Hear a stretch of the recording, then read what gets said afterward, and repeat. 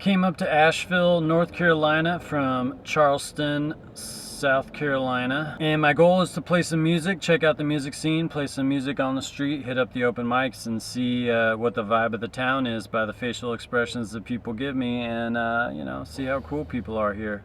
Right away I found a busker on the street, this guy named Vaden Landers. I couldn't go, and I couldn't stay without you. You got me singing the blues. He was on the street called Haywood, so that's one of the main strips where you'll see them. Then I found this place called Biltmore Street, and there was some more buskers over there. There was this guy playing underneath a market. There was this little enclosure. And so that's the other popular places, Haywood and Biltmore Street. I ended up finding a hostel which was right downtown, so that was really great and easy. It was Peas in a Pod hostel, so I went in there, I got my pod. And this place called the Gray Eagle, they had this band called Mercer and Johnson. Then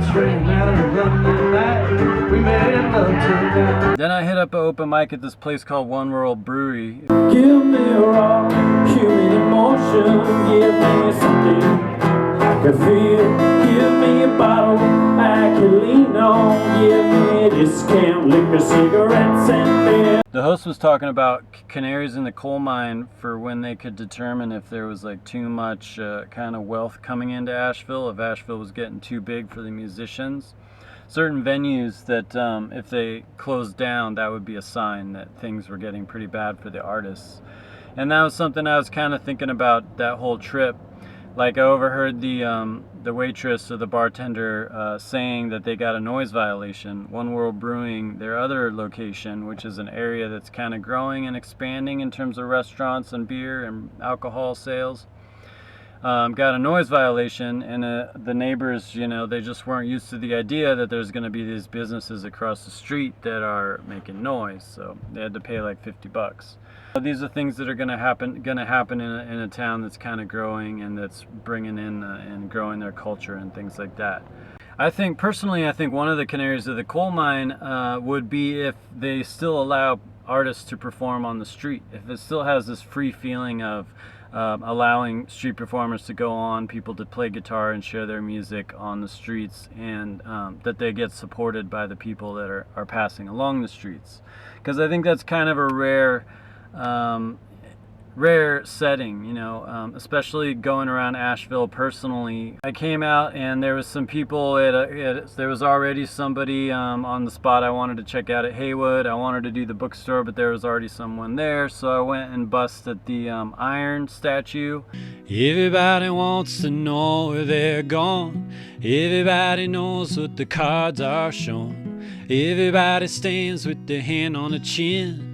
Everybody looks like they fit right in. There was this little girl who was dancing around, and people were watching her dancing, and she was there for like 2 songs. Her parents let her hang out, and people were taking pictures and watching. I was kind of like provoking her to dance as well. You know, it made me feel good, made me feel like my music had a good beat. Usually I get a little nervous when I play music in public like that, but in Asheville I didn't get nervous. So that was a really freeing, really nice thing about it. And I think that's important for artistic expression. You know, probably these communities that really create art are communities that allow people to express themselves and are accepting of it and promote it and things like that. And I got like $25 of tips in an hour, and you know, people were cool, people stopped. Somebody took a free download card and he asked me if I'd come up and play a house concert at some point. You know, so that's really cool. Those are the type of things that you want to see, is to be able to play on the street and to get a gig out of it, and to at least find people who could follow you, and then next time you're in town through a gig they can see you.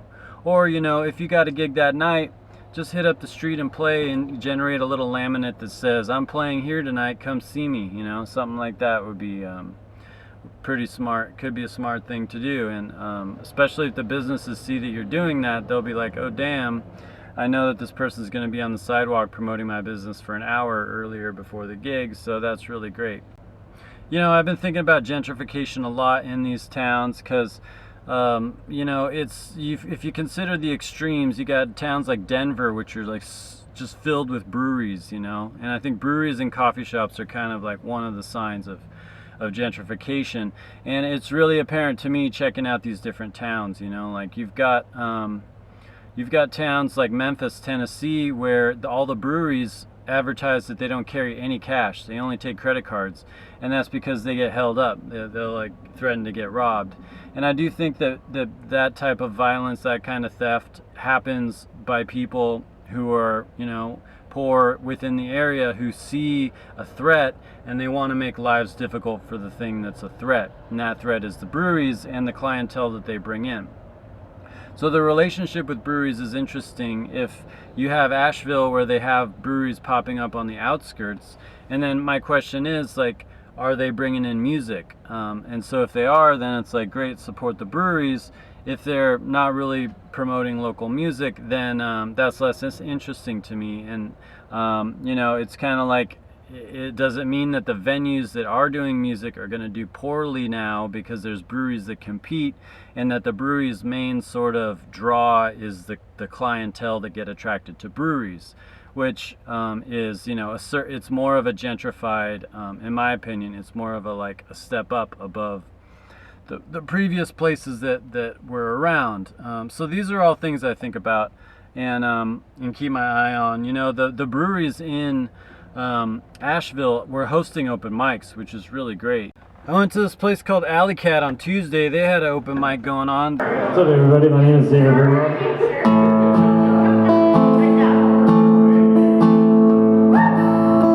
I got some new pants. I'm really excited. I wrote a song about it. I got a new song. It's called New Pants. They make you be a member if you sign up, because apparently if you sell alcohol and you're not a brewery or something, you have to be a social club. So I got my card. They were very very conscientious of the fact that I could Instagram my card, and that would be a cool Instagram post. I met a lot of people, saw some really talented musicians. I met this duo, the Red Hots. They were here for the Swannanoa Gathering. It was a songwriting thing, and they were super talented. I was talking to them before, and then I went up there, and after I came off, they were like, "Oh my God, I'm so happy that you were good as a musician, because it would really suck if you like connect with somebody and then they suck up there." And I totally get that. Like, usually I try to talk to people after I play as opposed to before, because then it's just like there's more of a connection. They can connect with you easier. So that was funny. And then they went up there and they were super good and super talented. So we were hanging out. I tried to get an Uber to go home, and there was only like 3 Ubers in the area. So Asheville is like so low key that on a Tuesday night at like 10 or 11 p.m. they don't really even have Uber support. My one Uber was going the wrong way, and so I had to try to figure out how to cancel it. And you know, it's just like it really sucks when you're not quite ready, when you're intoxicated and you got to try to figure out how to cancel an Uber on your phone. So the next day I hit up another open mic at a brewery, Twin Leaf Brewery. They accept a lot of they accept songwriting and poetry and rap and whatever you want to do, comedy. They accept people who have bass guitars attached to electric guitars who play flute at the same time. I ran into this dude, Jonathan Calhoun, who is super amazing.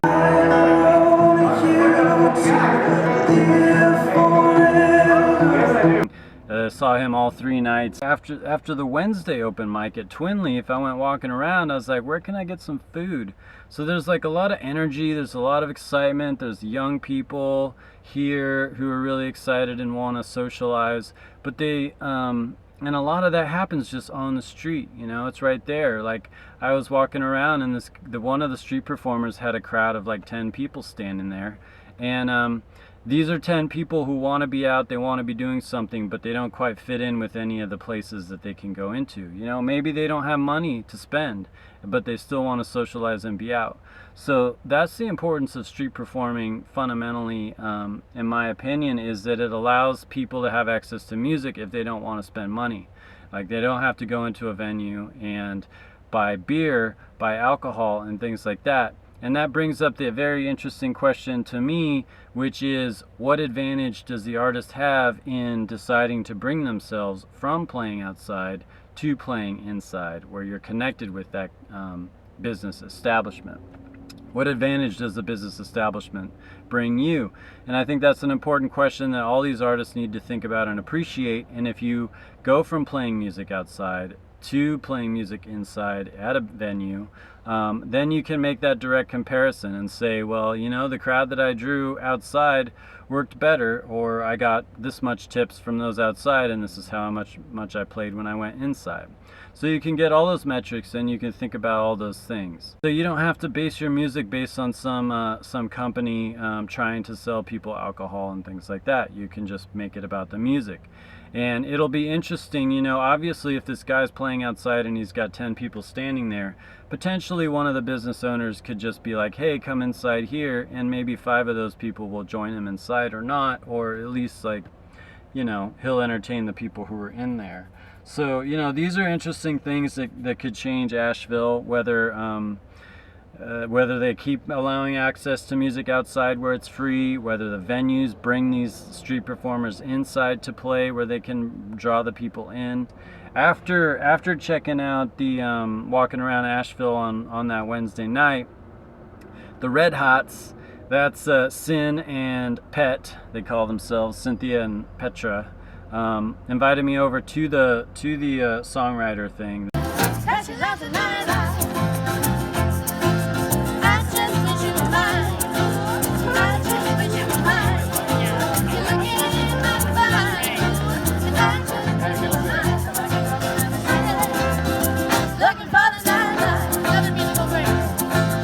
And so they were all just hanging around playing music, just like on the lawn, and generating, improvising. They kept going. They never got tired. They weren't playing for tips. They were just playing for the fun and the social connection. And I just sat back. I was insistent I had to have my blanket because everybody was sitting in chairs. And I'm like, dude, the grass is so nice. Like, I need to sit on the grass. So I'm getting my blanket. And I did that, and I drank whiskey, and I watched them, you know. And I was thinking of... it's kind of this organic, fresh organic kind of atmosphere that happened among this group of people, and it was really quality music, and it was really great, and it was kind of like the best of Asheville, you know. Like, again, these are people playing on the grass at a college campus, not at a venue, not for tips. They're playing because they want to play. You're watching because you want to watch, and it was really exciting. And I was sitting back listening to them and thinking, you know, the way music used to get passed on is people would play in public and it would get stuck in people's heads, and then they would go and play that song. So like when Bob Dylan played Blowin' in the Wind, he played it in public, and then people heard it, and then they started playing Blowin' with the Wind. So when somebody was like, oh yeah, we're gonna hear Bob play that song, people had already heard like a bunch of other performers doing that song, you know. So I was thinking, like, what would that take right now for one of these people to introduce an original song that's theirs, that gets stuck in our ears, and then we just almost can't help to just repeat it the next time, because that's kind of how real hit music is made and how it works, you know. And we live in a big different world right now with social media, and you know, the fact that people don't quite depend so much on interacting with each other in that type of setting to spread their music and share their music and things like that. I had a great time, and it was really exciting and kind of magical. And thanks for checking out my video. If you like it, hit the like, hit the share if you share, hit that subscribe and that bell if you want notifications for my new posts. I post 1 post per week, and I'm documenting my experiences. I'm posting my songs, posting my live songs too, and my psychological ideas, because I'm into that kind of stuff. So thanks for checking this out. Before I came up to Asheville, I was camping in South Carolina. It was really funny. This 4-year-old kid, he was really polite. He was cooking a marshmallow. He's like, "This is my marshmallow." I was walking by. He's like, "This is my marshmallow." I was like, "Oh, cool. You got some graham crackers?" He's like, "Yeah." He's like, "Do you want a marshmallow?" I was like, "Oh, no thanks, man. I'm cool. I'm good." And he's like, "You forgot to say no thank you."